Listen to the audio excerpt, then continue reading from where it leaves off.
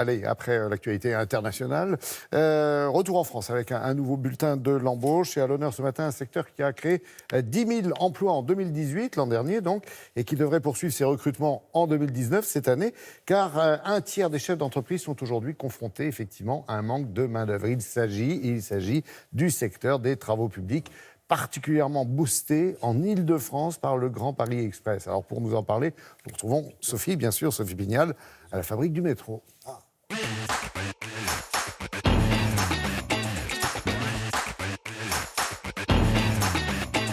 La fabrique du métro est située ici, dans le quartier des Docks, à Saint-Ouen.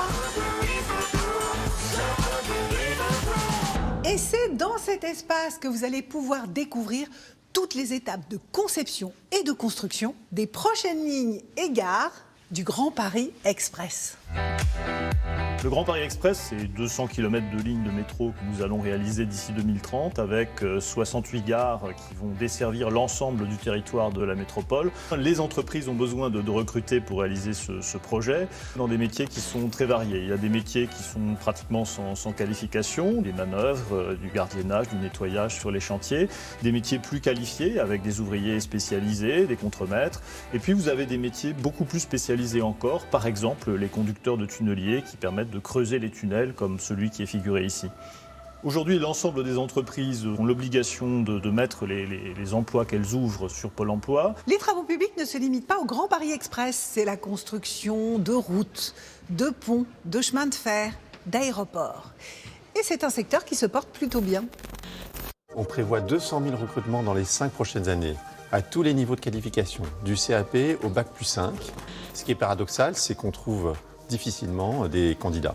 Alors que les conditions de travail se sont améliorées ? Les conditions de travail se sont améliorées, les rémunérations se sont améliorées. On est généralement au moins à 30% au-dessus du SMIC.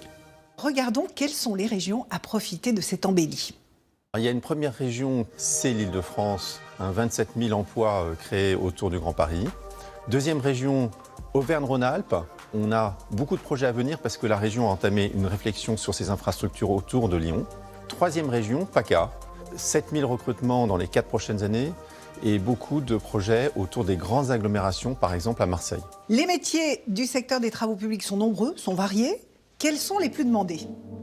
Il y a un premier métier qui recrute beaucoup, c'est les conducteurs d'engins de travaux publics, les engins qui vont faire le nivellement, le déblaiement, etc. Et c'est un métier accessible depuis un CAP. Deuxième métier, constructeur de voirie, c'est un métier très polyvalent, accessible depuis un CAP ou un Bac Pro.